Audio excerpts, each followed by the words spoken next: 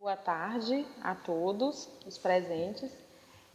Eu sou aluna do programa de mestrado em Linguística Aplicada. O título do meu trabalho é Desafios e Possibilidades do Ensino de Língua Portuguesa articulada com o letramento visual em escola inclusiva. Minha orientadora é a professora Kátia Azevedo Fronza, né? E a minha linha de pesquisa é Linguagem e Práticas Escolares. A proposta do trabalho, ela tem como justificativa o contexto educacional que o surdo está incluído, principalmente devido à sua grande dificuldade na aprendizagem de língua portuguesa, que ainda é observado um ensino pautado em critérios normativos e que para o surdo isso pode ser não é suficiente, né, para ter a sua aprendizagem com sucesso da língua portuguesa. E isso é o que mostra várias outras pesquisas que eu já tive acesso. Outra questão é o decreto 5.626, em que ele diferencia a pessoa com deficiência auditiva e a pessoa surda. E no seu conceito para a pessoa surda, ele traz que é aquela pessoa que vive e interage com o mundo, né, por meio de suas experiências visuais. Ou seja, reforçando essa questão das contribuições de uma abordagem visual, com recursos visuais dentro de sala de aula, poderia, né, contribuir para esses alunos. E, além disso, né, os recursos visuais, eles poderiam ser usados para ensinar a língua portuguesa, inclusive sendo a própria escrita considerada como um recurso visual, já que esse é um projeto que agora que eu iniciei as observações em sala de aula, né? Então, ele está bem no início e algumas coisas eu estou percebendo agora, inclusive, que eu acho que o meu trabalho não vai dar conta. Inicialmente, a problematização, ele foi como o professor de língua portuguesa usa recursos imagéticos em suas aulas, né, com alunos surdos. Essa proposta ela veio para analisar mesmo a questão da prática do professor, mas a particularidade é a atuação dele em salas inclusivas com alunos surdos. Dentro dos objetivos específicos, nós vamos ter conhecer a concepção de letramento visual do professor de língua portuguesa atuante em sala, né, com alunos surdos. Então, eu preciso dessa investigação até para ver por que o professor tem dificuldades de lidar com esse recurso em sala de aula, ou porque não teve na sua formação, que dificuldades é que levam a essa resistência até de uso de imagem em sala de aula. Identificar também as práticas metodológicas do professor na perspectiva do letramento visual, se tem ou não, e, mais uma vez, se não tem, por quê, né, que não tenha. Investigar as potencialidades e limitações no uso de recursos visuais em sala de aulas com alunos surdos. Nosso outro objetivo vai ser analisar as práticas de letramento visual desenvolvidas pelo professor da disciplina de língua portuguesa com alunos surdos em escola regular. Que o nosso contexto aqui no estado do Piauí, ele é de inclusão. Nós não temos escola bilíngues para esses surdos, né? Nem temos profissionais suficientes. Por isso, eles estão em escola regular. A escola que foi escolhida, ela particularmente, ela tem um histórico de receber um número muito grande de alunos surdos. No 8º ano, por exemplo, nós temos 5 alunos surdos, que é uma das séries que eu estou fazendo a observação, e no 9º ano são 3 alunas surdas, considerando que essas turmas nem são as que são mais volumosas em quantidade de alunos surdos. Sendo que eu selecionei tanto o oitavo como o nono ano por ser as duas últimas séries, né, do ensino fundamental, em que requer que os surdos daquela classe elas já tenham algumas habilidades. E quem vai possibilitar essas habilidades e essas competências do aluno surdo na língua portuguesa, de certa forma, é a atuação do professor em sala de aula. Dentro da minha fundamentação teórica, né, eu vou trazer, na verdade, Soares, Souza e Rojo, né? Por quê? Inicialmente, antes de eu trabalhar com o letramento visual, eu vou ter que resgatar, né, os conceitos de letramento, como foi que ele surgiu aqui no nosso país, os principais conceitos que nós temos, os conflitos entre o conceito de alfabetização e de letramento. Lembrando que até entre os materiais que eu já fiz leituras, a gente observa que quando eles trazem dados, é interessante lembrar que ali eles não mencionam pessoas com deficiência, né? Eles estão sempre abordando, vendo um público que não apresenta nenhuma deficiência.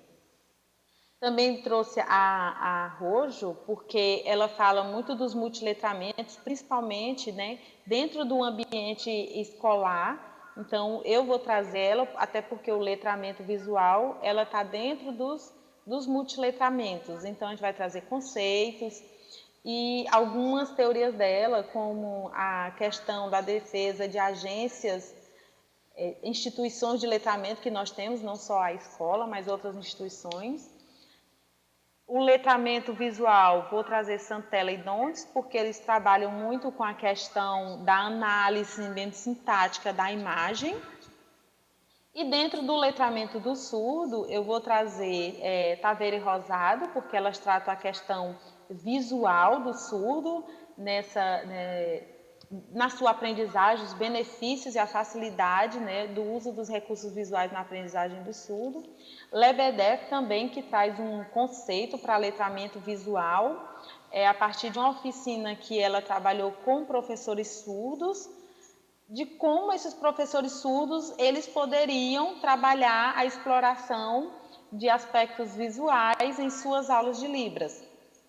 Também tem Haley, em que ela fala bastante da imagem, inclusive do uso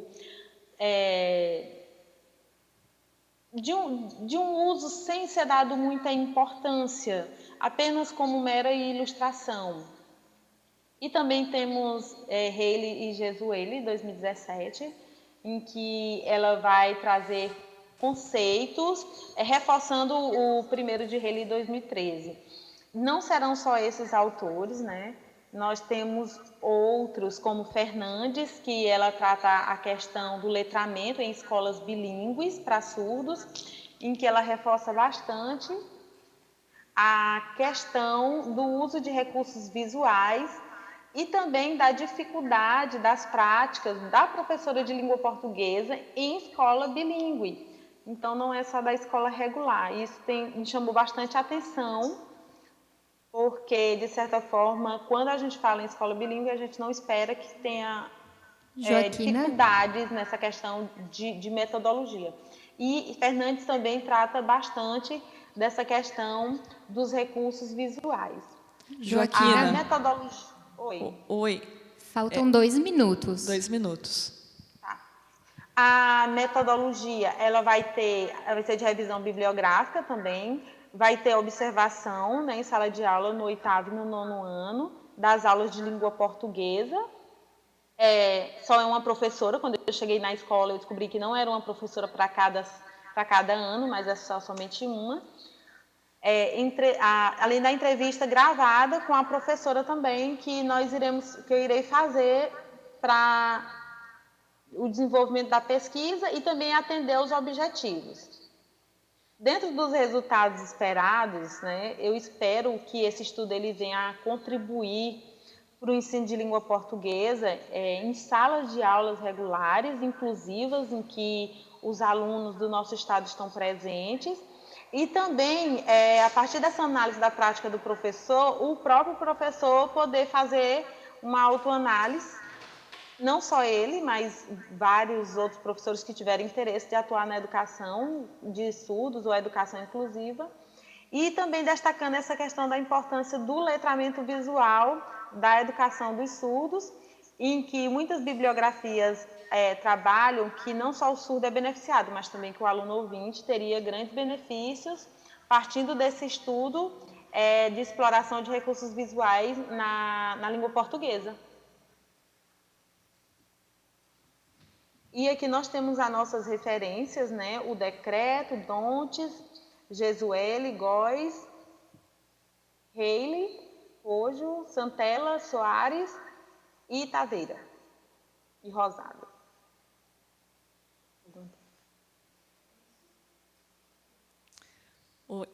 Oi, Joaquina, é isso? Oi? Sim.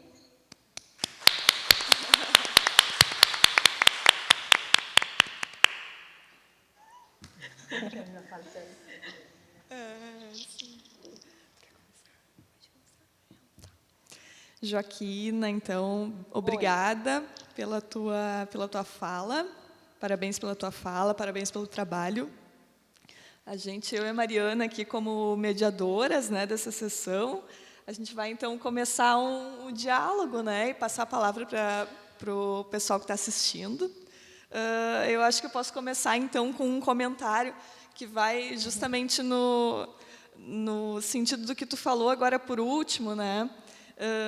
E aí eu pensei, poxa, justamente numa língua que é visual, né? Parece que carece, então, de estudos sobre o letramento visual. É bem interessante isso, né? Enfim, essa lacuna, né? A gente pode dizer. Não sei se tu quer comentar um pouquinho a respeito disso. É interessante que Lebedev, em uma pesquisa, ela diz que se fala muito mais, se investiga muito mais o letramento visual para pessoas ouvintes do que para pessoas surdas. Né? É um dado, numa pesquisa que ela realizou. Sim, sim. E especificamente o letramento visual, então, né? Que a gente imagina que seja a primeira coisa que poderia ser trabalhada justamente numa língua que é visual e acaba não sendo, então, né?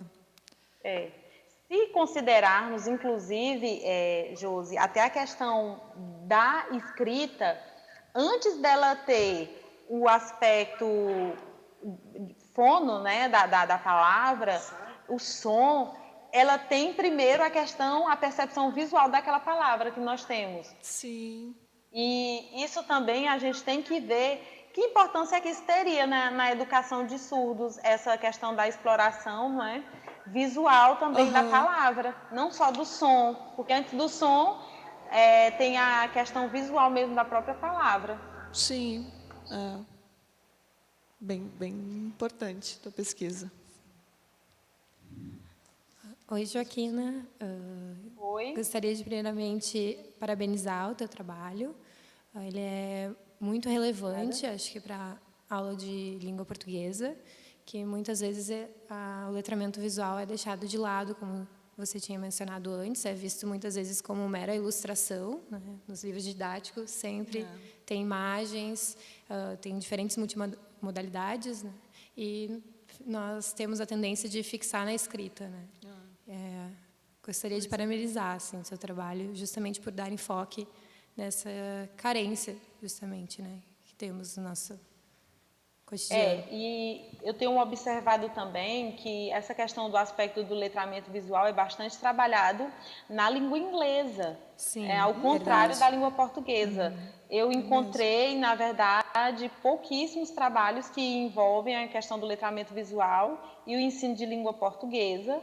E isso também me chamou bastante atenção, por ser trabalhado na língua inglesa, que é uma língua oral auditiva, e por que não em língua de sinais, que é uma língua gesto-visual. Também um contexto bilíngue, né? É extremamente Sim, importante. só que aqui não é muito a nossa realidade no nosso estado. Nós não temos esse contexto bilíngue. Sim. O nosso contexto ele é De de inclusão. inclusão e que também o professor nem sempre conhece a língua de sinais. E quando ele conhece, é de forma bem simples, bem vocabulário mesmo, bem básico. Sim. Alguém tem alguma contribuição, alguma pergunta? Ainda temos um minutinho, né? Mais ou menos. Joaquina, a gente está hoje meio correndo aqui. Não, tudo bem. Eu não vou fazer nenhuma pergunta, mas já que tem um tempinho, eu quero cumprimentar esse pessoal todo de longe, né? Aí a Joaquina, eu estou vendo o André, estou vendo o Diego. Antes nós tivemos também o grupo com a Josenita, com a Nairla e com quem mais que ficou? A Bruna, isso. Então, apesar de algumas dificuldades, de algumas falhas técnicas, nós estamos conseguindo realizar, então, essa atividade. Então, é muito bom ver vocês, é muito bom acompanhar os trabalhos de vocês, né? Então, obrigada a vocês por terem aceitado este desafio junto conosco e obrigada também, né, ao grupo do colóquio, a comissão, que também ajudou a pensar nessa proposta, e também a nossa equipe técnica aqui, os nossos super-heróis do LabTix, né, que sem eles também a gente não consegue dar conta disso, né? Então, muito bom mesmo estar com vocês, mesmo à distância, tá bem? E a gente continua. Igualmente. Ok. Joaquina, obrigada, e tu pode seguir assistindo com a gente aqui. Sim. Obrigada. Tá bom? Tá ok. Então, agora nós passamos à apresentação do André. Olá, Olá. estão me ouvindo? Sim. Ok. Só aguardando o meu trabalho ali entrar no compartilhamento.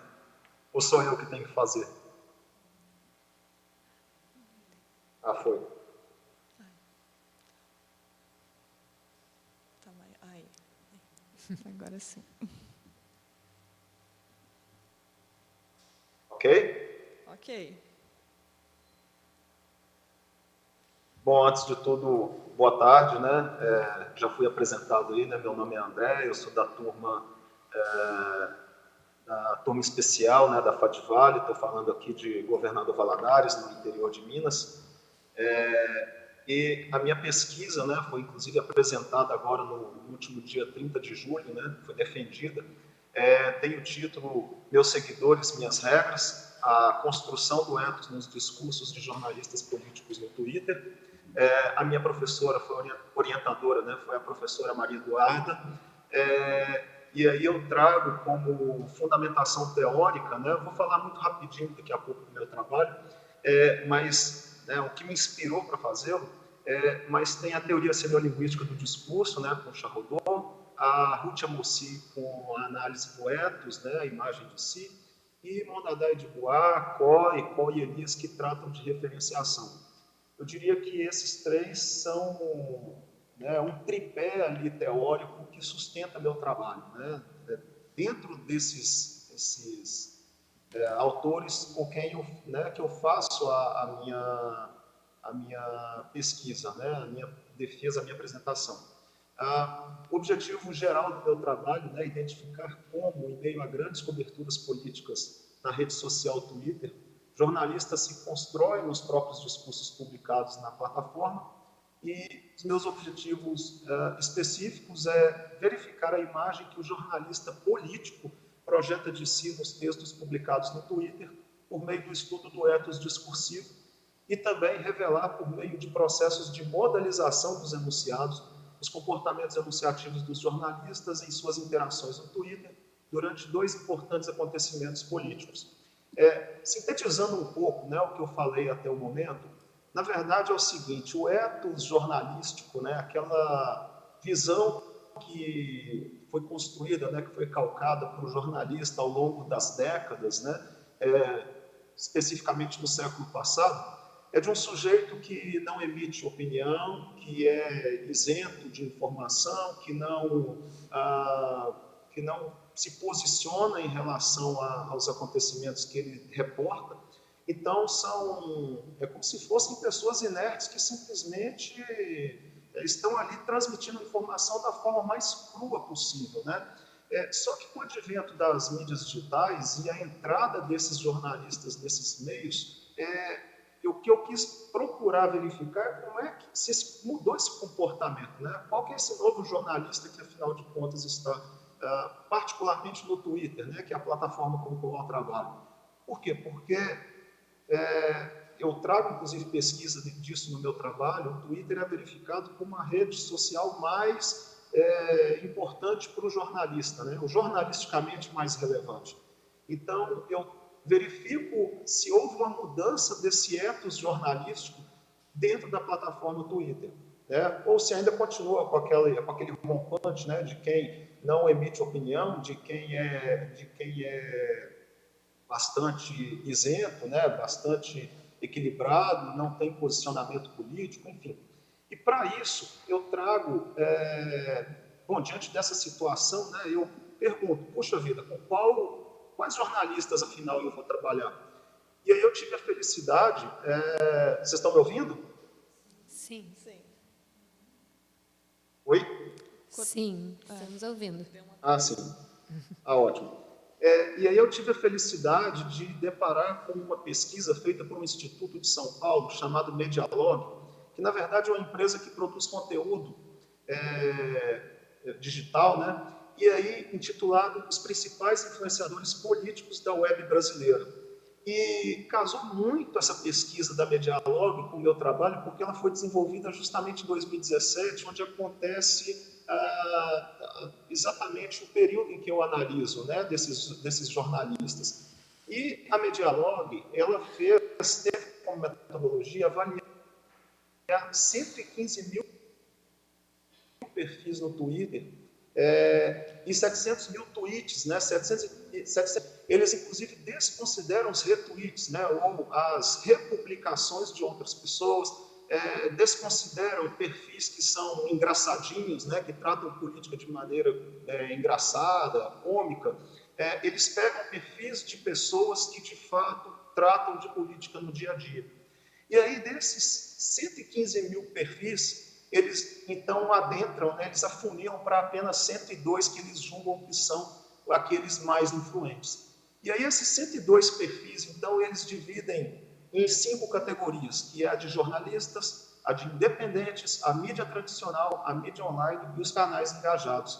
Bom, para minha pesquisa, o que interessou foram os 2 primeiros da categoria jornalistas, os 2 primeiros da categoria independentes. Porque eu gostaria de saber como é que é o trabalho daqueles jornalistas que trabalham com as mídias antigas, né, televisão, rádio, jornal, que estão inseridos nessas mídias ainda, e esses jornalistas que, né, da chamada mídia alternativa, que são, hoje tem como conceito aqueles que estão, que nasceram nessas mídias digitais, né? E aí, na primeira categoria, né, os 2 primeiros da categoria jornalistas, então entram o Ricardo Noblat e o Diogo Mainardi, e os 2 da categoria independente. Na verdade, os 4 primeiros eram o José de Abreu, que é ator, o George Marques, o Lobão, que é músico, e o Rodrigo Viana, os 3 empatados em segundo lugar, mas aí eu desconsidero, né, a presença do José de Abreu e do Lobão e considero, de fato, os jornalistas George Marques e Rodrigo Viana. Então eu fico, né, acabo trabalhando, né, os discursos, os enunciados do Ricardo Noblat e do Diogo Mainardi, do George Marques e do Rodrigo Viana. Bom, eu tenho os jornalistas, agora qual vai ser meu corpus, né? Então eu pego 2 pontos, né, 2 acontecimentos políticos recentes, no dia 12 de maio de 2016, a votação no Senado pelo afastamento da Dilma Rousseff, que posteriormente acabou culminando no impeachment dela, e no dia 2 de agosto de 2017, a votação na Câmara por denúncias de corrupção contra Michel Temer. Percebam que são momentos politicamente antagônicos, né? Então eu queria mexer com esses jornalistas que foram selecionados, né? E aí, dentro da minha análise, Por exemplo, né, eu pego dentro desses dias, né, no dia 12 de maio de 2016, se um determinado jornalista, por exemplo, Diogo Mainardi, né, vai lá e comemora o aniversário do filho, por exemplo, isso não vai entrar no meu corpus. O que precisaria para estar presente no meu corpus de análise, né, dos tweets todos que eles publicaram naquelas datas? Primeiro, a presença dos referentes Dilma Rousseff e Michel Temer precisa especificamente trabalhar com esses dois, porque são os objetos de discurso com os quais eles trabalham. O contexto que integra esse acontecimento, então, palavras-chave, digamos assim, né, dentro dos enunciados, como votação, golpe, processo, afastamento, denúncia, impeachment, etc., entraria, e recategorizações e retomadas desses referentes, né? Então, pesadelo, ridículo, golpista, mentiroso, tudo isso entra na minha análise também. E aí, André? claro que respeito... Oi, pois não. Faltam 2 minutos. Ok, vou correr aqui então. Então, o que acontece é que há uma discrepância grande, né, de postagens de cada um, mas esse quadro que eu acredito que vocês estão vendo aí mostra a quantidade em cada data de cada jornalista. Eu respeitei isso. E aí eu trabalhei com cada um a modelização, a referenciação, os operadores argumentativos quando havia, porque o jornalista faz uso muito constante deles, né, para dizer que, olha, eu estou dentro do acontecimento e eu sou um enunciador dele, e também o ethos, né? Ou seja, identificar a imagem de si desse jornalista. Tá? Eu vou passar direto para os gráficos, né? Por exemplo, a gente percebe, só alguns deles, né, antes de finalizar, eu verifiquei as modelizações, então. Né? Então, diante daquela quantidade de discursos, por exemplo, do Ricardo Noblat, ele trabalha muito a questão elocutiva, a modelização elocutiva, particularmente as declarações, né? E nas duas datas, né? Tanto no dia 12 quanto no dia 2 do 8.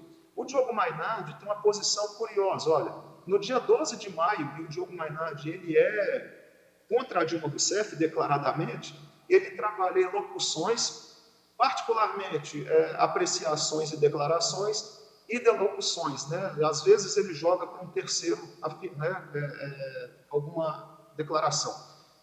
E no dia 2 do 8, quando é do Michel Temer, ele se isenta, né? Ele se afasta, se distancia e fala, olha, é outro que está falando bem ou mal do Michel Temer. Então, diante desses resultados, né, fiz isso com cada um deles, né, depois de avaliar todos, eu constato, então, que o ethos discursivo desses jornalistas, né, na rede social, eles fazem uso restrito de alocuções, né, ou seja, há pouca preocupação em interagir com os seguidores, um uso efetivo de elocuções, que é uma posição de autoridade que eles assumem nos enunciados, principalmente por apreciações e declarações, e o uso moderado de delocuções, que é o apagamento do enunciador, né, nesses discursos deles. Aqui são considerações, né, eu observo que o Diogo Mainardi e o Rodrigo Viana eles são menos suscetíveis à interação, o Ricardo Noblat e o George Marques já interagem um pouco mais com o público, mas de maneira muito esporádica, né? E a conclusão é que os recursos do Twitter eles ajudam a produzir novos modelos discursivos e ajudam também a fabricar esse novo ethos do jornalista que tem mais autoridade, ou se vê com mais autoridade para falar, do que nos veículos tradicionais. Né? E isso tem uma relevância muito grande. Aquilo que eu falei lá atrás sobre o ethos jornalístico, só para concluir, hoje o jornalista ele se vê com mais autoridade para emitir, fazer uma declaração. Se a gente fosse utilizar a modalização efetivamente distanciada, né, como a gente falava dos jornalistas antigamente, seriam só uso de delocuções. E na realidade não é isso que acontece, e esse trabalho consegue mostrar, né, através da pesquisa, exatamente isso. Né? Algumas das referências bibliográficas ali, a Ruth Amossi, né, com a imagem de si, Charrodot no discurso das mídias em linguagem de discurso, a Có, né, e a Elias duas vezes ali, né, trabalhando a questão da referenciação, Mondadá também reforçando isso, e por fim a Mariane Pavot, que trata de tecnodiscurso, que também ajudou bastante a amparar meu trabalho, foi uma descoberta muito legal aí ao longo da pesquisa. É isso, obrigado.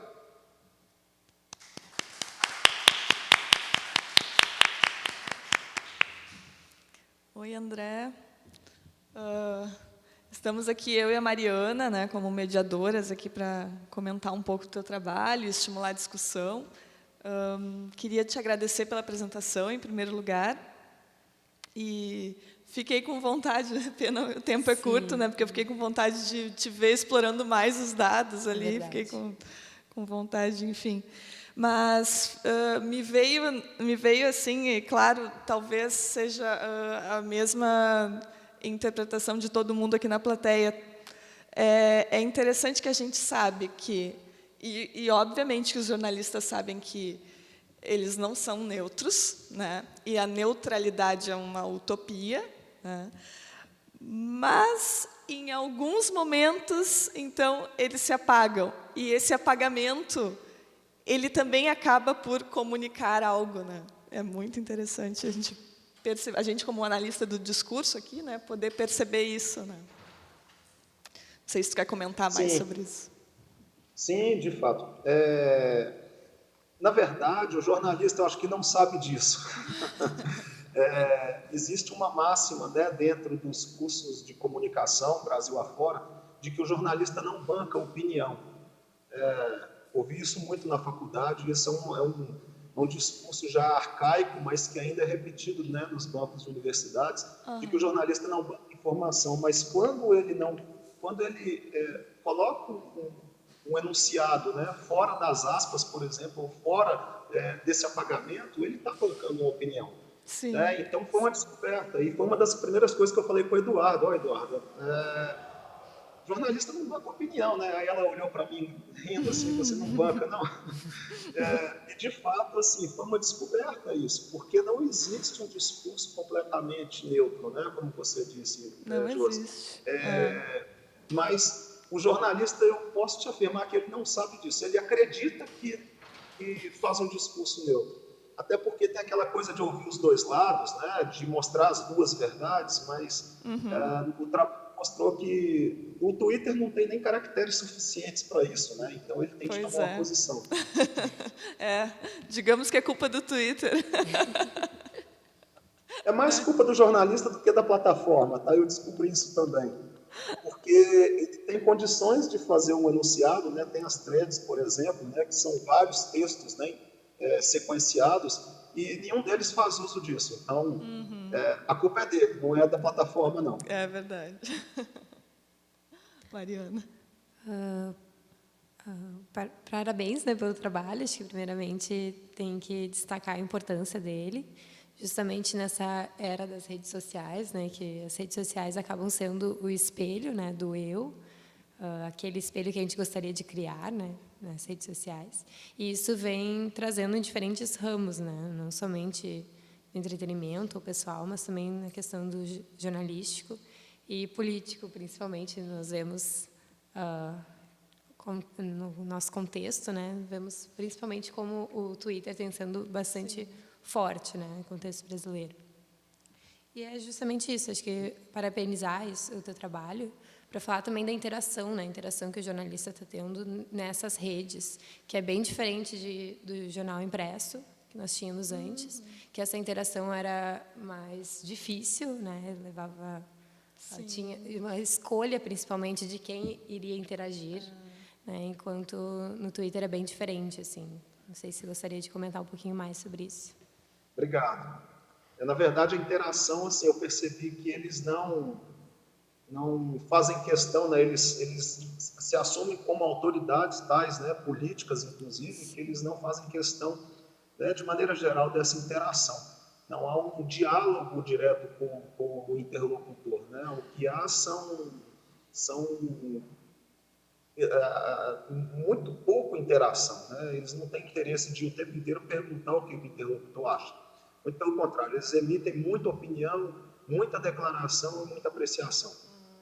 Sim. Eu acho que o comentário que eu tinha, a ideia de que esses jornalistas também são legitimados, acho que pelo público, né? Pelo como o público vê esses jornalistas e transmite, compartilha, né, em suas redes sociais. Muitas vezes eles são legitimados, estão nos tópicos, né, como os principais, justamente por isso, né? Tem seguidores, né? Que é diferente. Antigamente tinha uma crítica, né, que mantinha eles como tal, nesse posicionamento, enquanto hoje são os seguidores, são o número de seguidores que mantém eles nesse trabalho, né? Aí meio. eles vão, por meio dessas declarações e apreciações, vão largando, Isso, né? é E o um pessoal fingimento vai... justamente para ganhar mais seguidores, né? E o pessoal que se alinha com aqueles posicionamentos vão seguindo, né? Exatamente. Imagino, então, que seja isso. Verdade, é isso mesmo. Não sei Então se tá. temos um momento para O pessoal abrir para o quer público. fazer alguma pergunta? Sim, eu só quero fazer um comentário que, André, ouvindo a tua apresentação, eu me lembrei muito do trabalho da Julia Klein, que vai bem nessa direção, assim. E eu fiquei com uma curiosidade em relação à tua formação, se tu te formaste em letras ou em jornalismo.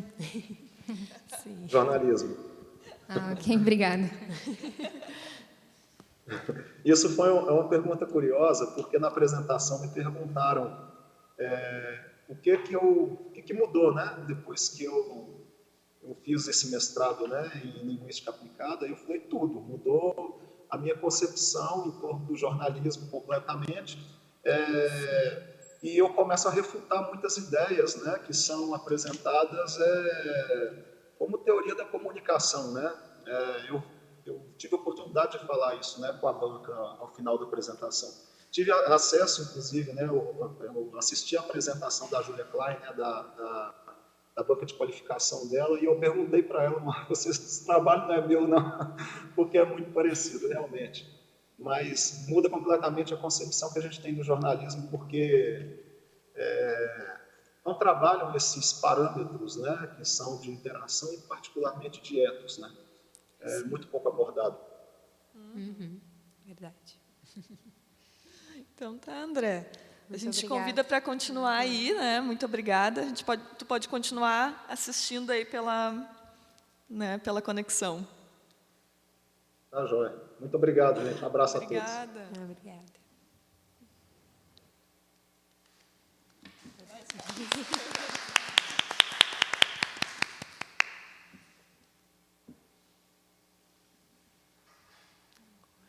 Acho que o José está de alto.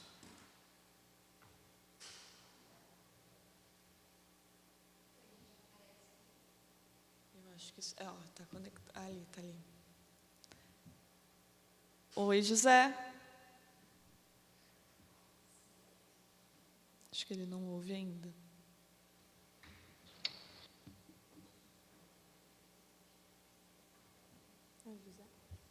É o José.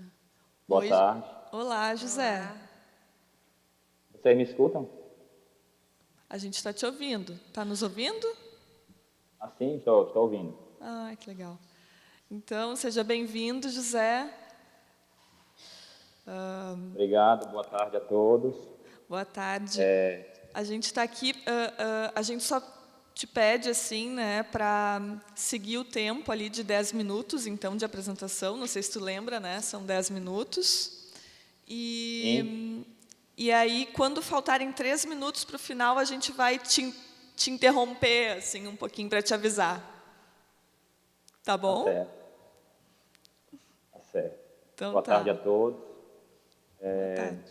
Eu sou o aluno José Cladinaldo, do curso de pós-graduação em Linguística Aplicada da Unicinos, mestrado.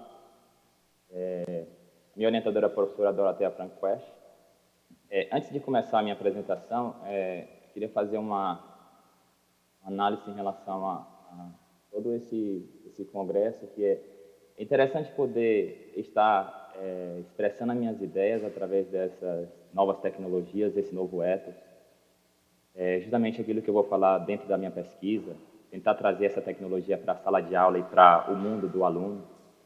E agradecer também aos organizadores do evento e, claro, parabenizar todos aqueles que fazem a diferença nas salas de aula e fora dela também, como educadores, pelo Dia dos Professores.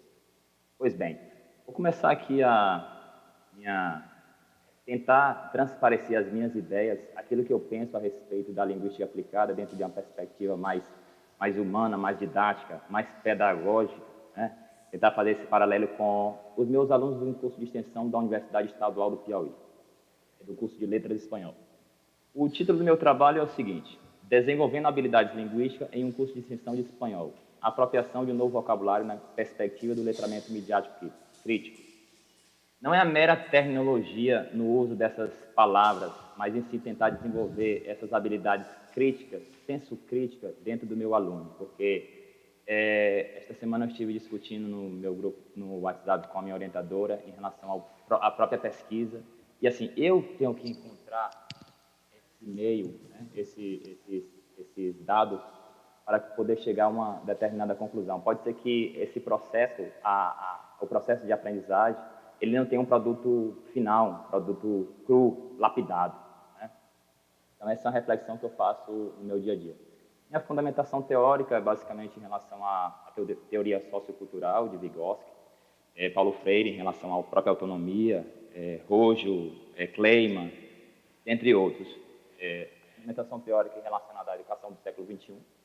Não tem como fugir dessa nova educação, desse novo ethos, desse novo olhar crítico, senso, tem que ter a sensibilidade de poder olhar e passar para nossos alunos, né? São as sementes que irão se propagar, mesmo porque é um curso de licenciatura, eles serão futuros professores, formadores de opinião, de ideias. Pedagogia dos multiletramentos, letramento digital, essas novas tecnologias, novos letramentos, letramento midiático, letramento crítico, letramento midiático crítico. Redes sociais e digitais e os projetos de letramento. Fazer com que esse aluno tenha realmente essa sensibilidade em poder absorver.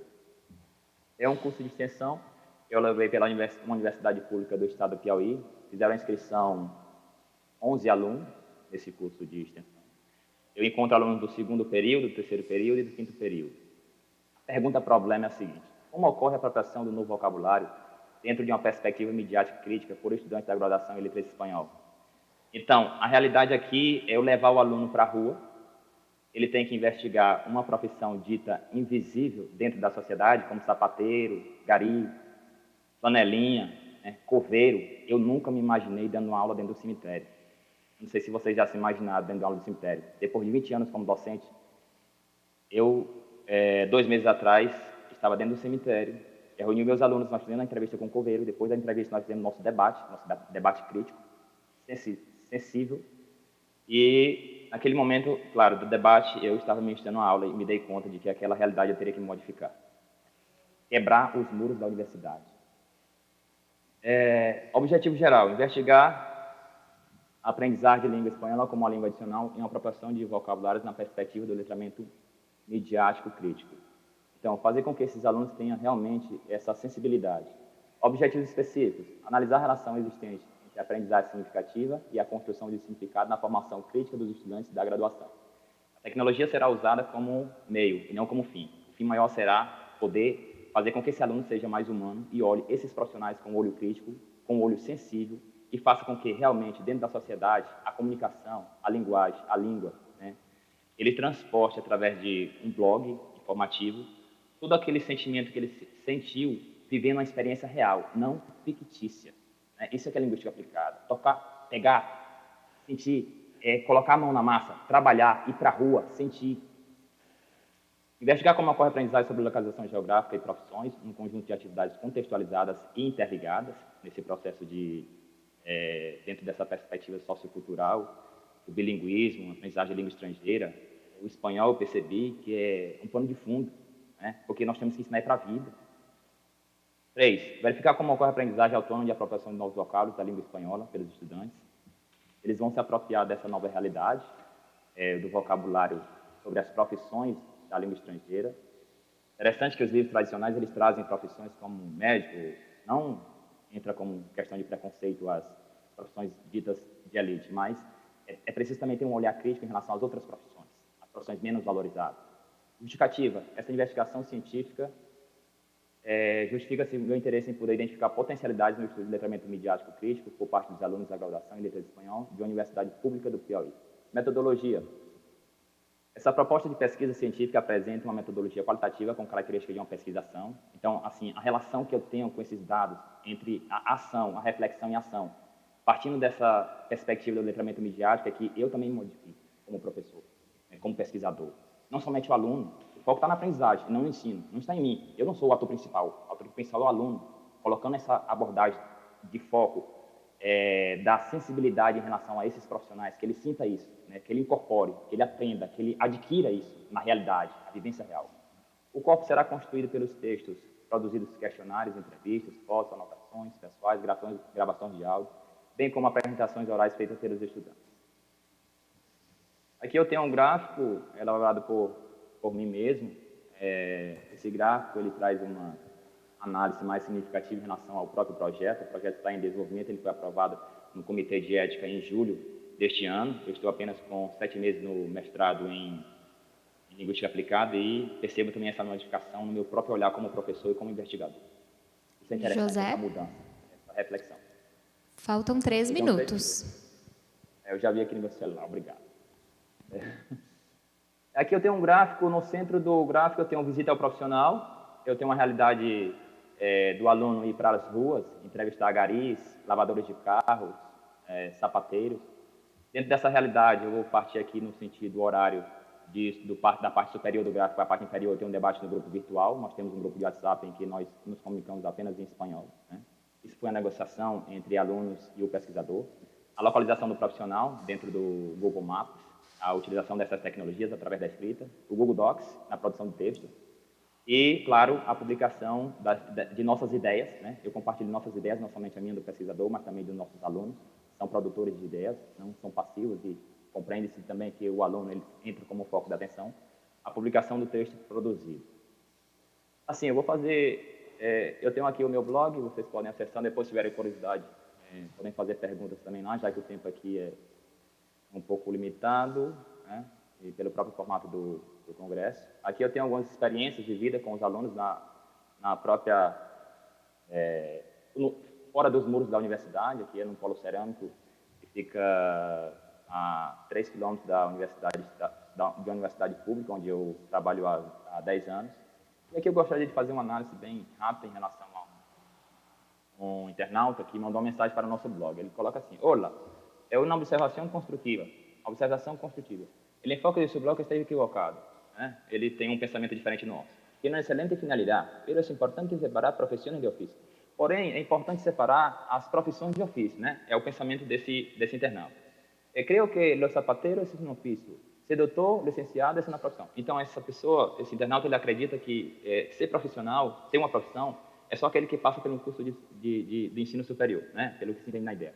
E ele cumprimenta as pessoas desde o médico. Aí tem a aluna do nosso grupo de pesquisa, ela agradece pela contribuição. Veja que nas mídias sociais, essa agressão que existe muitas vezes por não concordar com a opinião do outro, ultrapassar o limite do outro. Nesse caso aqui, ela compreendeu, essa é uma aluna do nosso grupo, ela compreendeu, né, e faz os agradecimentos. E aí coloca também que a ideia justamente é dar essa notoriedade em relação a esses profissionais. Quer dizer, essa aluna do nosso grupo de estudo, ela consegue identificar esse senso crítico sobre a própria sociedade e utilizou o meio social. Ela parte do microsocial, que é o nosso âmbito local, aqui em Teresina, para o macrosocial. Uma pessoa lá do México conseguiu visualizar o nosso blog e expressar a sua opinião. É importante também relatar que a opinião da pessoa, do internauta, nós devemos levar em consideração, né? É apenas um modo diferente de olhar, pelo respeito, pela integração e pela visão.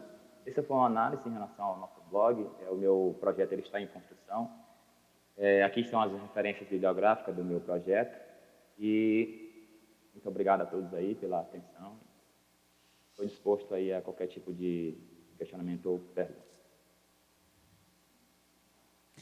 Obrigada. Escutaram bem?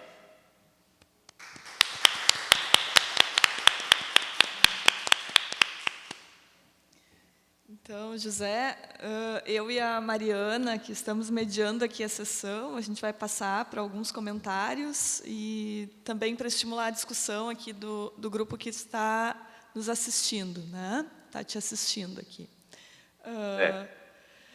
Aí eu fiquei com uma dúvida a respeito de o curso de extensão. Então é uma pesquisação, então é tu que vai ministrar esse curso, né? Ou já está ministrando?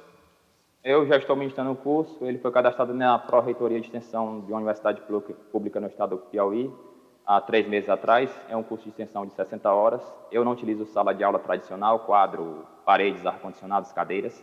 A sala de aula é na rua, é no cemitério, é na praça, é na beira do rio. Então, assim, fugir um pouco desse tradicionalismo metódico da sala de aula e poder fazer com que o aluno sinta-se também parte integrante desse processo. O que eu levo em consideração é não um produto final, não existe um produto final nisso, mesmo porque o bloco ele vai se eternizar, ele vai ficar aí até o dia que a internet estiver localizada. Então, somos 11 integrantes, são 11 alunos e com o professor pesquisador. Então, a qualquer momento, ele na rua ele pode tirar uma foto de uma situação, entrevistar uma profissão dita não invisível, que ele identificou, porque é uma sementinha que ela pode ser disseminada, colocar no blog, e aí nós vamos para o debate. E o debate ele tem que ser feito na língua, claro, na língua meta, que dentro da nossa perspectiva, que é justamente o espanhol. Ah, tá. E qual é a duração do curso mesmo? O curso é de 60 horas, nós vamos finalizar agora no final de novembro. Eu já tenho alguns dados, nós já entrevistamos coveiros, como eu já havia dito antes, sapateiros, garis, lavadores de carro, flanelinhas. Interessante em relação à palavra flanelinha. Como alguém no livro tradicional vai encontrar a palavra flanelinha em espanhol? Eles encontraram, eles sabem que hoje, dentro dessa perspectiva da relação humana, em poder identificar aquele profissional e valorizar, dentro do blog informativo em espanhol, essa palavra trapito pode não ter significado para a grande maioria das pessoas, mas para eles faz grande significado, e sim, poder respeitar aquele profissional que está ali no meio da rua tentando cuidar do teu carro, de uma forma geral, tentar fazer com que ele também respeite não somente aquele âmbito profissional, mas também que dentro da família dele, da própria universidade, em qualquer lugar que ele vá, ele possa respeitar as pessoas, tentando não ultrapassar o limite de cada um. Uhum. Então tá. Vamos ver se a Mariana quer falar alguma coisa. José, eu gostaria de parabenizar o seu trabalho, assim, a importância dele. Acho que por muito tempo a gente pensou o foco na dar acessos aos alunos, né, à comunidade, a essas mídias, e ainda o nosso foco ainda deve ser o acesso, mas também um acesso com criticidade, né? Conseguir utilizar essas mídias não só como leitores, né, mas também como produtores nessas mídias, né? Acho que é extremamente importante esse trabalho nesse sentido. Exatamente, sair desse aluno passivo, daquele que apenas lê, identifica, não consegue filtrar as informações, mas que ele também seja produtor da informação, né? Tem essa análise mais crítica da sociedade, de um modo geral, através da comunicação, através da língua estrangeira, através do espanhol, que ele se sinta parte integrante deste processo. Sim. Alguém tem alguma dúvida? Alguma dúvida, algum comentário? Não? Então, tá. Então, a gente te parabeniza mais uma vez, José. Obrigada pela tua participação à distância. Obrigado. Né? Mas não menos importante. Né? Exatamente. E é isso. Então, vamos passar para a próxima pessoa. E tu pode ficar aí para continuar participando com a gente. Isso aí. Muito obrigada, José, pela participação, pelo esse trabalho riquíssimo. Acho que ele congelou. Também. Ah, não, tá lá. Então, tá.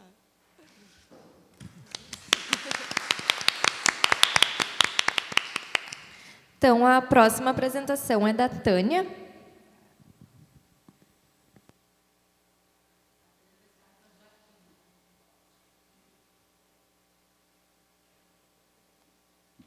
A Tânia está junto com a Joaquina? Eles sabem disso lá?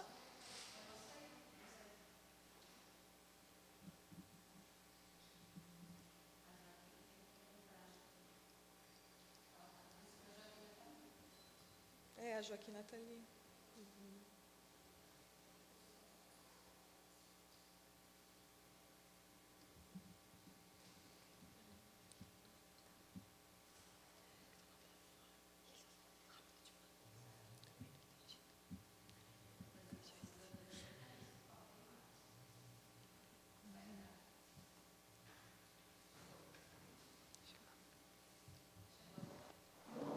Joaquina?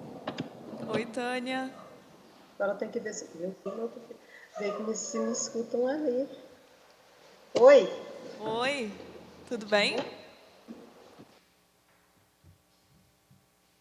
Tânia? Oi? Oi, tu nos ouve? Me escutam? Escuta? Tá. Então tá.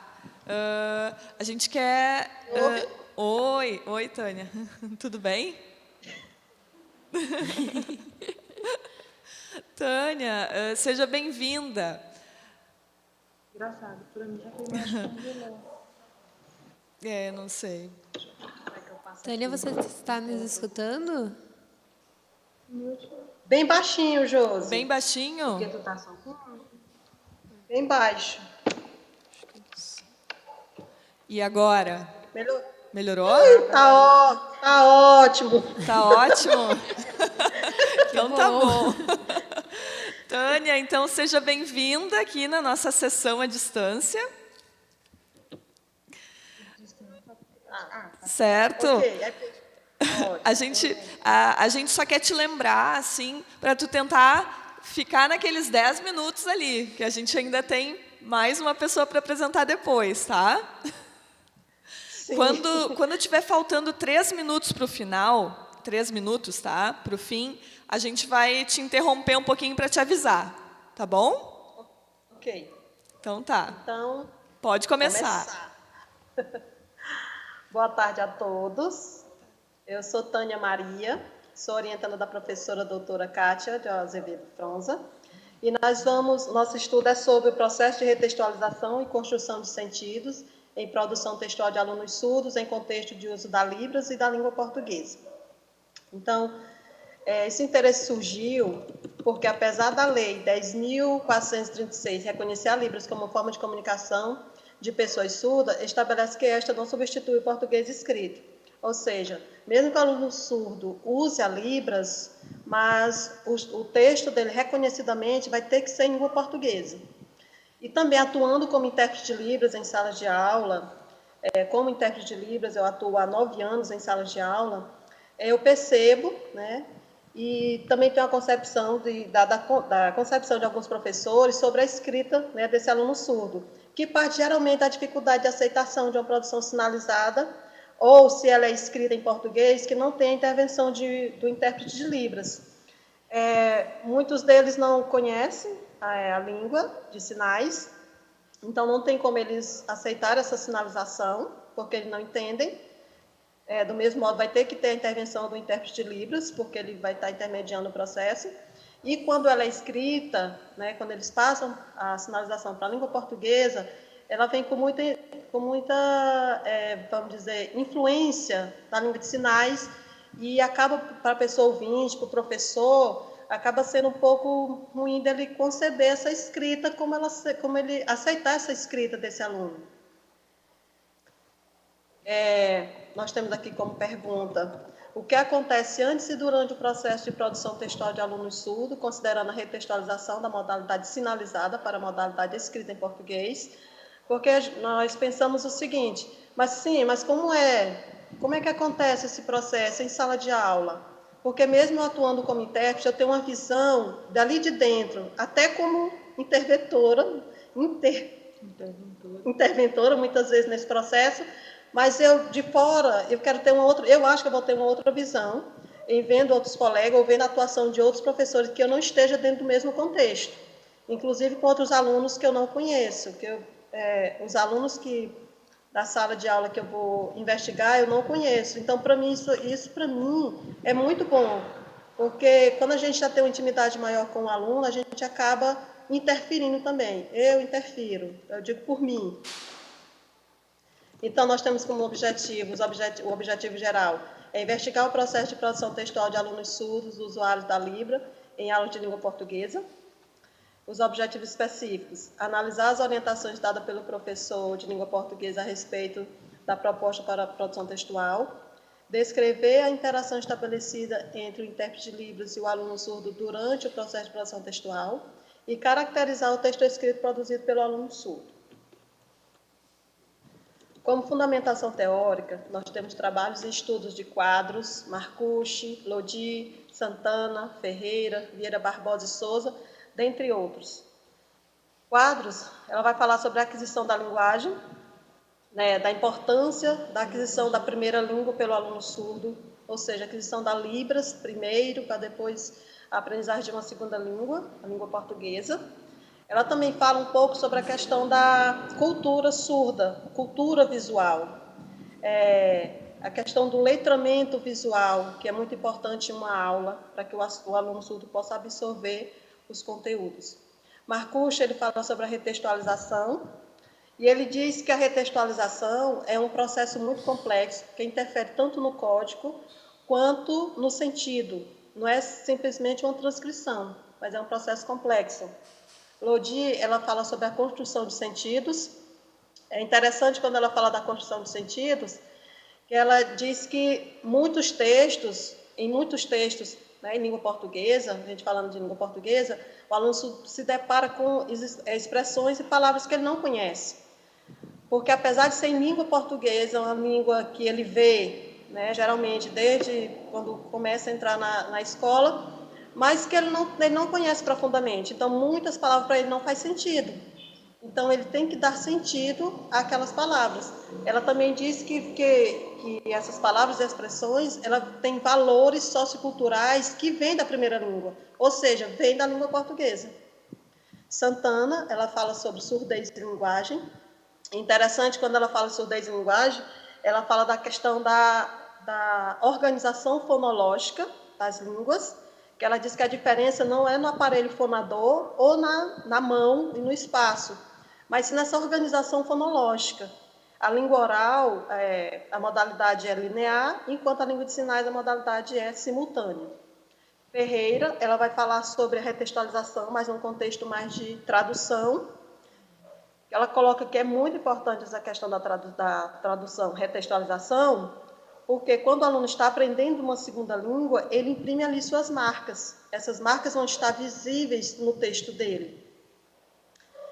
Vieira Barbosa Souza, ela fala sobre retextualização e Libras, um trabalho desenvolvido por graduandos surdos, do gênero resumo, em que eles liam em português e eles iam passar para Libras.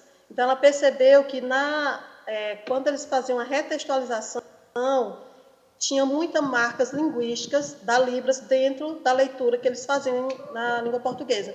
Então, todos esses autores vão falar dessa questão do significado, né, do sentido que se dá das marcas linguísticas que vai se colocar dentro de um texto. Que a nossa metodologia será uma investigação teórica e empírica de cunho qualitativo. Teremos a revisão bibliográfica, a observação das aulas de produção textual, a entrevista com professora e intérprete de Libras, filmagem das produções sinalizadas dos alunos surdos. Aqui, essas filmagens elas serão do momento da produção sinalizada. Como é que eles produzem esse texto sinalizado. E depois eles também vão escrever esse texto. Os participantes uma professora de língua portuguesa, uma intérprete de Libras e 6 alunos surdos de uma escola inclusiva na cidade de Teresina. Esses alunos são do primeiro ano do ensino médio. A princípio, nós iríamos trabalhar com o primeiro e segundo ano, mas essa escola ela tem um histórico de muitos alunos surdos em sala. Então, o corpo iria ficar muito grande. Então, a gente optou por ficar só com o primeiro ano do ensino médio, né? Eram 7 alunos, né, a princípio, mas agora lá frequentando estão 6 alunos surdos. Tânia, faltam 3 minutos. Então, vou falar um pouquinho mais aqui, nos nossos resultados esperados. Né? A gente espera com esse trabalho contribuir para a reflexão sobre práticas e estratégias que viabilizem um trabalho eficaz no desenvolvimento linguístico de alunos surdos, visando a apropriação escrita da língua portuguesa. Como a gente colocou lá no começo, né, na nossa justificativa e também na nossa justificativa. Porque se esse aluno surdo, ele tem que escrever em língua portuguesa, mas se ele não sabe escrever, se ele vai para uma escola, inclusiva, mas ele não tem base nenhuma para escrever em língua portuguesa, como ele vai fazer?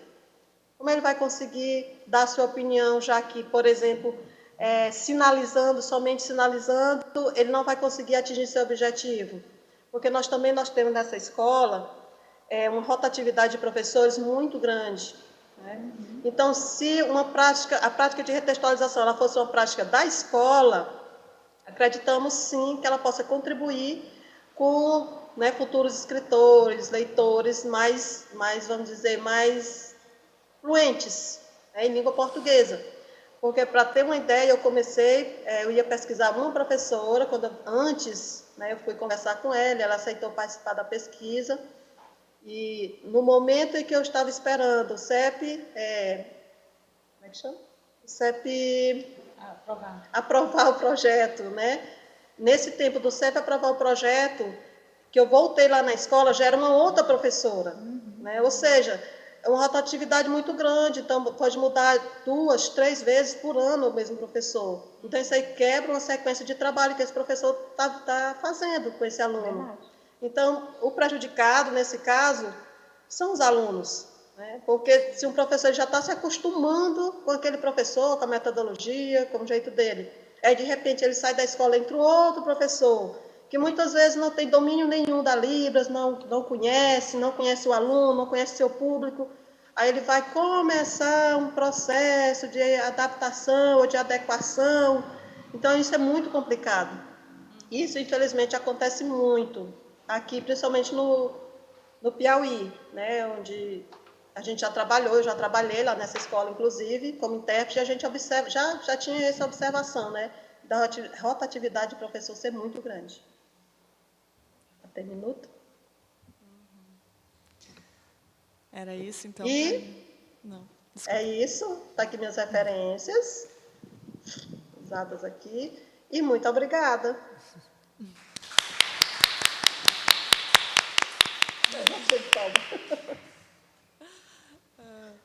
Tânia, gostei muito do teu trabalho, parabéns pela, né, a temática, acho que, nossa, na verdade, todo o grupo de vocês aí que vem do Piauí, vocês têm uns problemas bem assim, importantes e pontuais para tentar, depois, com as pesquisas de vocês, contribuir, né, para esses contextos. Assim.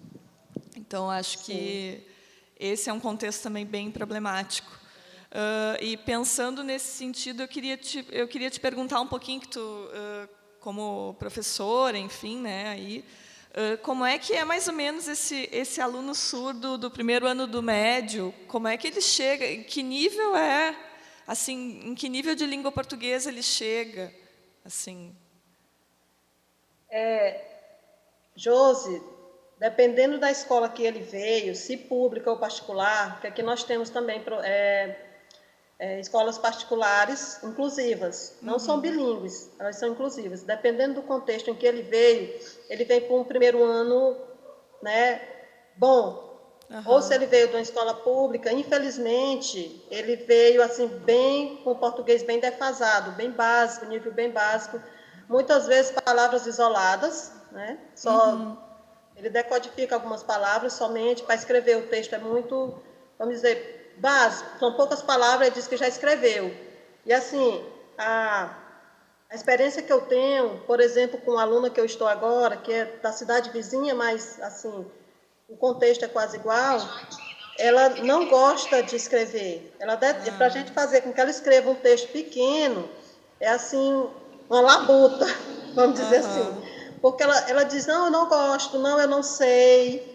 E eu não sei, eu não gosto, é porque simplesmente não consegue escrever, né, um texto com mais de 10 linhas, por exemplo. Então, o objetivo que eu tenho geralmente com ela é, vamos escrever 10 linhas. Se a gente passar de 10, ok, né? Porque o nível geralmente é muito baixo, né? Então depende muito da família, depende de onde estudou.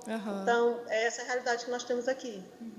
E é uma pena, né? Porque na verdade essa secundarização da Libras faz com que eles de fato eles vão precisar da língua portuguesa para circular em alguns, né, em alguns contextos no mundo, né? Sim.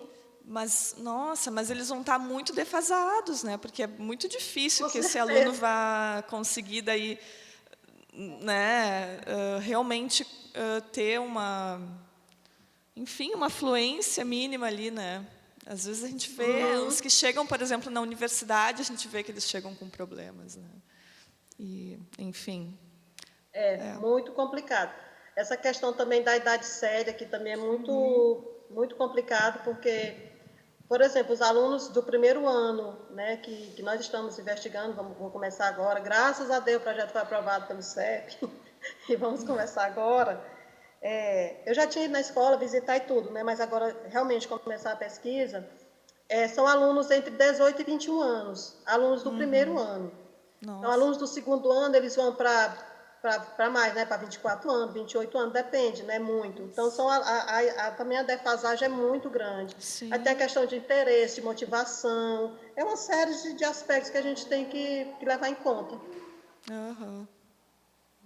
Então tá, Tânia, obrigada. Acho que a Mariana também tem comentários aqui para ti. Tá baixinho. Oi, Tânia. Primeiramente, gostaria Tá baixinho, Mariana. Tá baixinho? Oi? Tá me ouvindo agora? Melhorou. Primeiramente, eu gostaria de agradecer pela sua apresentação e parabenizar justamente pela temática, igual a Josi tinha comentado antes, que é extremamente importante, levando em conta o contexto, né? E acho que é interessante pensar, a partir de pesquisas como a sua, né?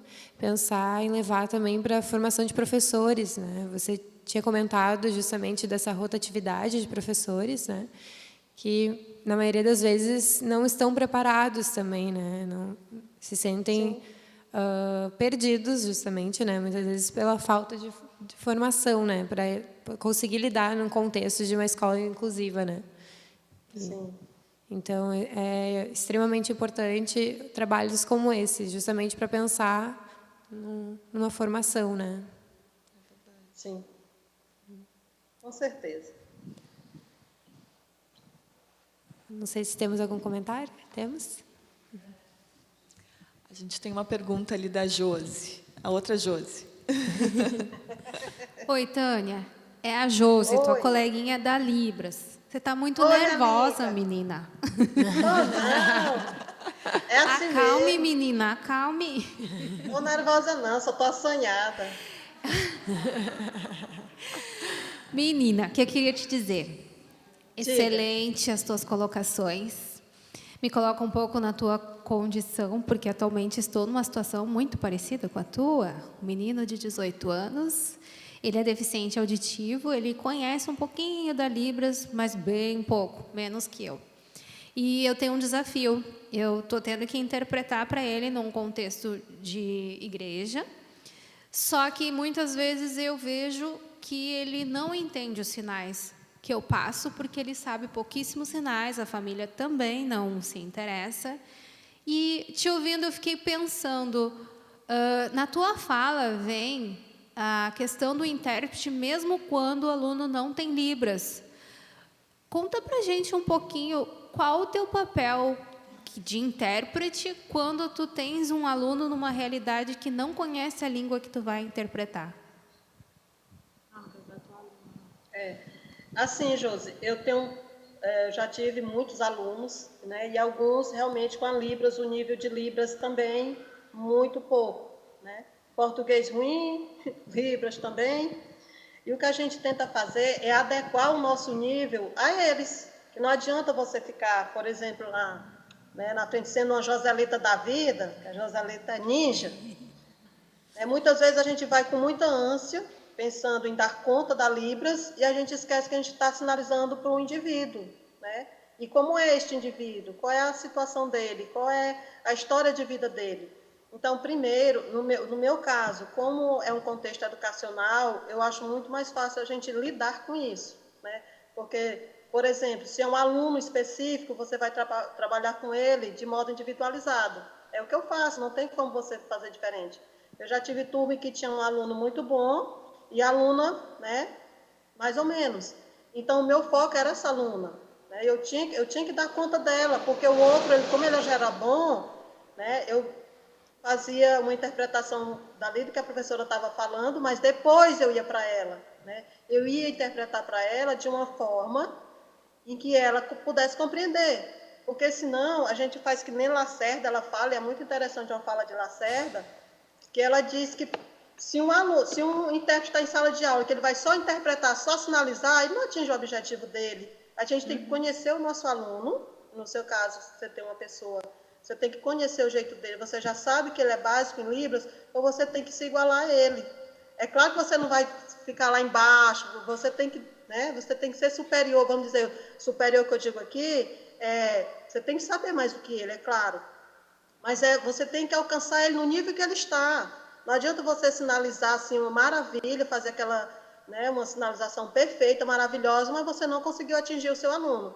É como a gente está assistindo uma palestra, por exemplo, do direito, vamos dizer assim, né? No meu caso, da pedagogia, sou também do espanhol, mas se eu for assistir uma palestra do direito com aqueles termos técnicos, né, muito assim rebuscados, eu não vou compreender. É língua portuguesa, mas eu não vou conseguir compreender. Então, a gente tem que ter sensibilidade, né? E voltando aqui um pouco à disciplina que a gente pagou com a professora Kátia, maravilhosa, que ainda está, né, em curso, mas uma disciplina maravilhosa, né, diferença, diversidade, que assim, a gente tem que ter sensibilidade para poder atuar. E nessa área, principalmente, quando a gente atua com alunos com deficiência, alunos surdos, que é o meu caso, o seu caso também, a gente tem que ter essa sensibilidade e a gente tentar resgatar esse aluno de onde ele está, né, e fazer com que ele evolua.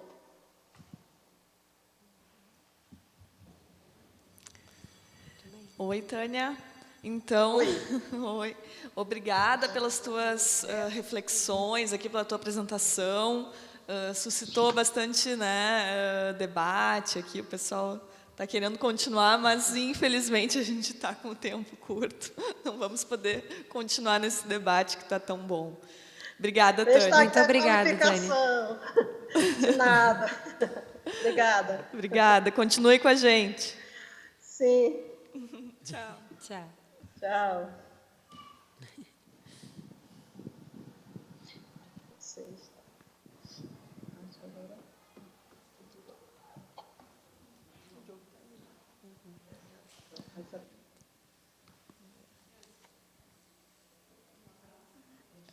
Para finalizar, então, esta sessão, o último acadêmico a apresentar será o Diogo.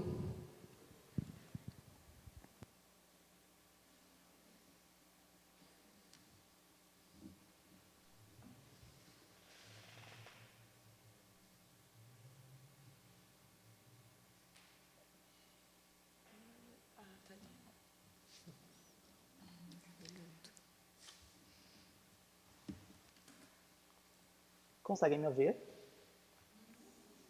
Oi. Sim. Oi? Oi, Diogo. Aqui é a Josi. Não sei se está me vendo. Estou te vendo sim, Josi. Tudo bom? Tudo bem.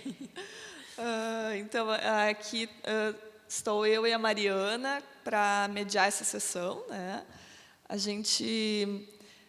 então, tu és o último, né, dessa sessão. A gente te pede que fique atento aos 10 minutos, né, que tu tem de fala. Quando faltar 3 minutos para o final, a gente vai te interromper para te avisar, tá bom? E, ok, então. E é isso, seja bem-vindo. Obrigado. Então, meu nome é Diogo, eu sou aluno da graduação, 8º semestre em Letras em Inglês na Unicinos. E o trabalho que eu apresento hoje tem por título Ser e Estar Queer, trajetórias interacionais na co-construção e negociação de identidades não heteronormativas. Essa pesquisa foi realizada no ano de 2018 sob a orientação da professora doutora Tayane Malabarba, como meu trabalho de conclusão de curso. Então vamos iniciar aqui apresentando os pressupostos teóricos.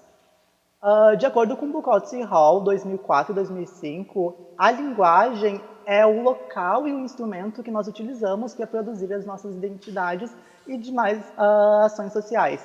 Nesse sentido, Borba, 2015, ele argumenta que a linguagem não é um reflexo, não simplesmente reflete a nossa identidade, mas nós construímos a nossa identidade pelo uso da linguagem. Então, nós partimos do pressuposto de que as identidades sociais, aqui em especial identidades de gênero e sexuais, elas não são fixas, estáveis ou dadas previamente ao indivíduo, mas elas são fluidas, múltiplas e multifacetadas, e são produzidas num processo colaborativo. que também envolve a orientação ou não dos indivíduos, dos interagentes, a determinadas categorias, como homem, mulher, negro, professor, gay, enfim. Então, os nossos pressupostos teórico-metodológicos. Nós combinamos duas lentes de pesquisas distintas. A primeira é a análise da conversa. Para a análise da conversa, a fala, ela é utilizada, a fala e a interação, no caso, é utilizada para realizar determinadas ações, como um convite, um reparo, uma solicitação de informação. E ela não é bagunçada, ela segue uma ordem sequencial. Também utilizamos a análise de categorias de pertença. Para a ACP, os indivíduos constroem mutuamente e demonstram seus entendimentos do mundo social por meio da descrição. Isso se dá através da ativação de determinadas categorias, como mencionei antes. Porém, é importante salientar que categorizar não é sair etiquetando a si próprio ou outro, porque os indivíduos podem se orientar de forma diferente a essas categorias, podem se orientar a elas ou não, ratificá-las ou ainda contestá-las. A análise dentro de ambas AC e ACP toma uma perspectiva êmica, isto é, ela se dá a partir do ponto de vista dos participantes. De acordo com Osterman, em 2017, a combinação de AC e ACP fornece ao pesquisador uma combinação poderosa para identificar sequencialmente como os indivíduos constroem e demonstram seus entendimentos sobre gênero e sexualidade na interação. Então, vamos aos procedimentos metodológicos. O primeiro passo foi gerar os dados em áudio e vídeo. E os procedimentos que eu mostro agora, os próximos, eles não aconteceram de forma linear, mas foi um ciclo, porque tivemos que ir e voltar a todo momento. Nós precisamos olhar os dados, realizar a segmentação e também a transcrição, seguindo o modelo de convenções jeffersonianas. Seguimos também alguns procedimentos éticos. Então, os participantes foram informados sobre os objetivos da pesquisa e assinaram um termo de consentimento livre e esclarecido. Seus nomes foram substituídos por pseudônimos e os rostos foram desfocados tanto nos vídeos quanto nos print screens, assim garantindo o anonimato dos participantes. Vamos ao contexto da pesquisa. Os dados foram gerados durante uma viagem de fim de semana entre amigos para a Serra Gaúcha. 6 participantes participaram da geração de dados, faixa etária entre 20 e 24. Todos os participantes se identificam como sendo membros da comunidade LGBT+, são universitários. E durante essa geração de dados, nessa viagem, eles se engajaram em diferentes atividades, como cozinhar, jantar, assistir filme, mas decidiu-se que o foco da pesquisa seria durante a atividade Drinking Game, que é um jogo de tabuleiro denominado Jogo do Vale, que é uma referência ao Vale dos Homossexuais. Esse jogo ele apresenta atividades relacionadas a consumir álcool e também alguns memes que são populares dentro da comunidade. Então, as questões que nortearam o nosso estudo.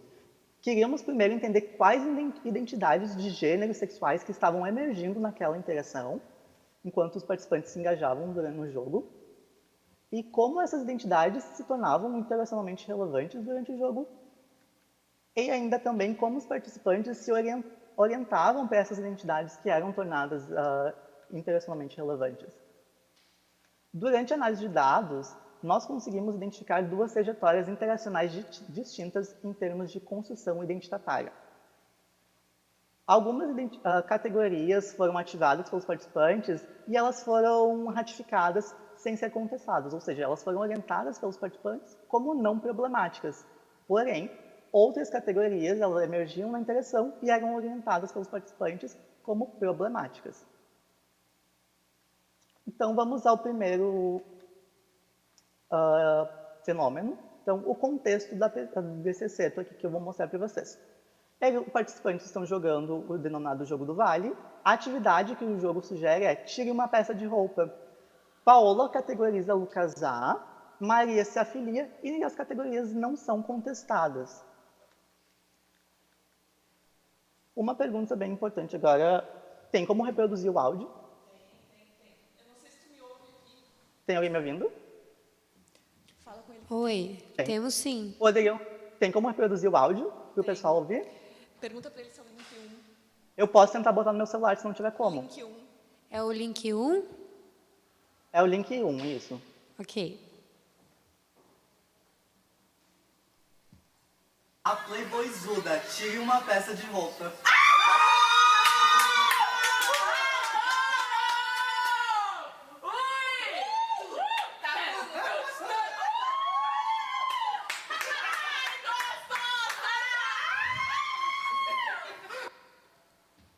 Então, a atividade é a Playboyzuda tira uma peça de roupa, os participantes reagem a essa atividade de uma forma bem animada, digamos assim. E na segunda parte, ali no excerto 1B, na linha 13, Paola ativa a categoria gostosa. Ela categoriza Lucas A como sendo uma gostosa. Aqui. Ela utiliza, então, uma categoria feminina para se referir a Lucas A.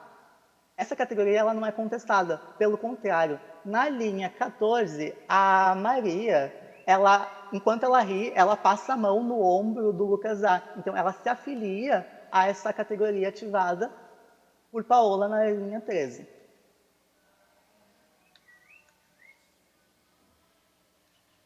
Os demais participantes nas linhas subsequentes, eles ratificam essa categoria através do riso. Então, eles riem e ratificam.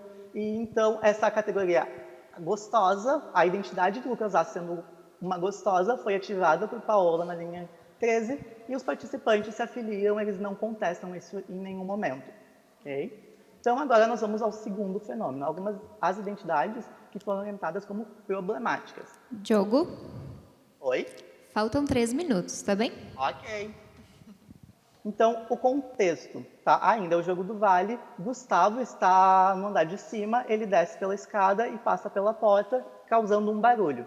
Gustavo se autocategoriza, mas Lucas A contesta e Paola se afilia a esse reparo que foi iniciado por Lucas A.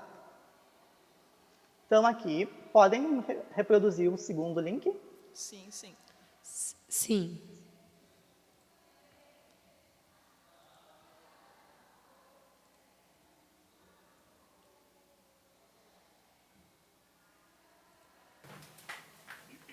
Parecia um gato descendo.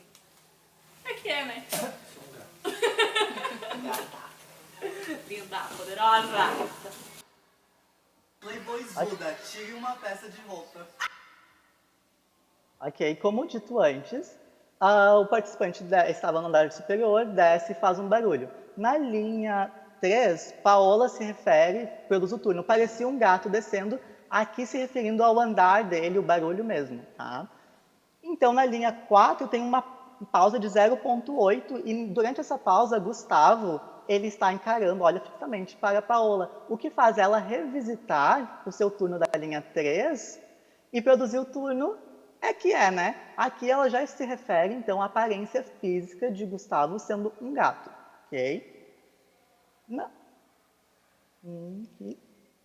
Na linha 9, Gustavo se autocategoriza explicitamente como sendo um gato. Ele diz, eu sou um gato. Ele utiliza uma categoria masculina para falar de si. E Paola ri, então ela não contesta, mas Lucas A, na linha 12, ele contesta explicitamente. Ele usa o termo feminino, né, o equivalente feminino, gata. Aqui a gente pode ver que ele fala mais devagar e em caixa alta. Então, ele utiliza uma categoria feminina para contestar a identidade de Gustavo sendo um gato. Não, tu não é um gato, tu é uma gata. Paola, então, ela na linha 15, ela se afilia a esse reparo iniciado pelo Lucas A e categoriza, então, Gustavo como sendo linda, poderosa, utilizando categorias femininas para se referir ao Gustavo, que inicialmente se referiu a si mesmo com uma categoria masculina. O Gustavo, na sua parte, ele não contesta, ele apenas sorri. Então, ele ratifica essa identidade de gata. De forma geral, é isso. Então, as nossas considerações finais. Os participantes performaram as identidades de uma forma fluida e essas identidades elas foram sendo construídas momento a momento, conforme o jogo acontecia. Pudemos perceber com o nosso estudo que as categorias não têm um significado prévio, mas os significados eles são construídos nesses micromomentos interacionais. Os participantes performaram suas identidades de acordo com o que era mais conveniente para eles durante o jogo. E o modo no qual nós utilizamos a linguagem constitui o que e quem somos. Isso quer dizer que, ao falar, nós nos tornamos.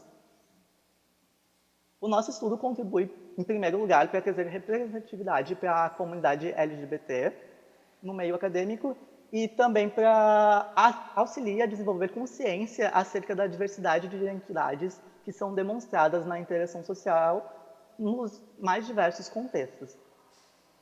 Então, essas são as minhas referências. Muito obrigado. É isso.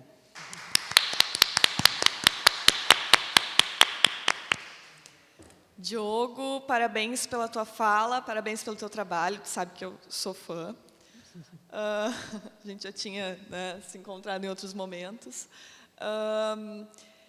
Bom, eu tenho um breve comentário, que é o seguinte: como que tu transcreveu isso? Então, é muito difícil. Os meus dados, eles são assim, absurdos, porque o pessoal está escutando música em vários momentos, tem barulho de ar-condicionado, e são 6 participantes que estão ingerindo álcool. Então, foi bem complexo mesmo, e demanda muito tempo para fazer. Assim. Sim, mas, de forma geral, utilizei softwares que o Audacity, que vocês devem conhecer, e utilizei o Excel também para transcrever e as convenções jeffersonianas. Tem que ser colocar numa velocidade muito lenta e ir tentando, né? Olha, eu levei 1 hora para transcrever 18 segundos. Meu Deus. Então, que trabalho sem fim. Diogo, passo a palavra para a Mariana agora. Diogo, eu gostaria de agradecer pela sua apresentação e te parabenizar pelo trabalho de extrema relevância. Assim. Foi muito bom conhecer o teu trabalho. Muito obrigado. Acho que é extremamente importante assim, a ideia que você passou sobre como as identidades elas são construídas também pelo discurso e são mostradas, né, no discurso. É extremamente interessante, né? Justamente com os áudios que foram bem demonstrativos, né? Muito legal. Sim, nós utilizamos dados naturalísticos, então acho que a pesquisa mostra como... Porque eu acredito que isso já são conceitos trazidos nas ciências sociais, já são amplamente discutidos, mas com a análise da conversa eu consigo demonstrar como isso acontece de fato na vida real, sabe? É a vida como ela é. É verdade. É verdade. Gostei. Parabéns, Diogo, mais uma vez. Deixa eu perguntar aqui se alguém da plateia tem uma consideração. A professora Cristine tem. Oi, Diego, tudo bem? Muito bom ver o teu trabalho. A gente já vem interagindo algumas semanas. A gente conheceu o Diogo há pouco tempo atrás. A minha pergunta é o seguinte, Diogo. Obviamente, só por trazeres essa interação, né, da comunidade LGBTS+, de uma certa forma, tu já está colocando em ênfase essa comunidade que, por si só, não tem a devida importância e ênfase que deveria ser dada na nossa sociedade. Então, isso por si só já, de uma certa forma, contempla essa linguística aplicada à crítica, transgressiva no sentido também de aliviar o sofrimento, né, o sofrimento humano. Mas eu queria saber especificamente sobre esse fenômeno que tu estás analisando na tua pesquisa, como é que ela colabora para aliviar esse sofrimento, além de colocar a comunidade em foco. Deu para entender a pergunta? Acredito que sim, Cris.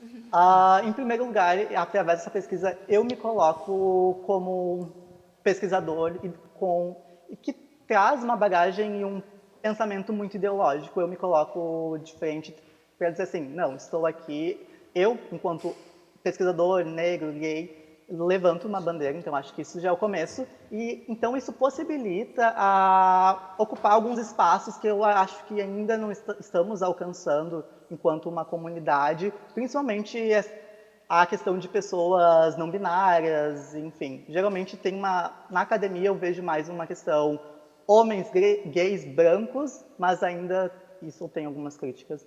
Mas enfim, são espaços que nós estamos conquistando, né?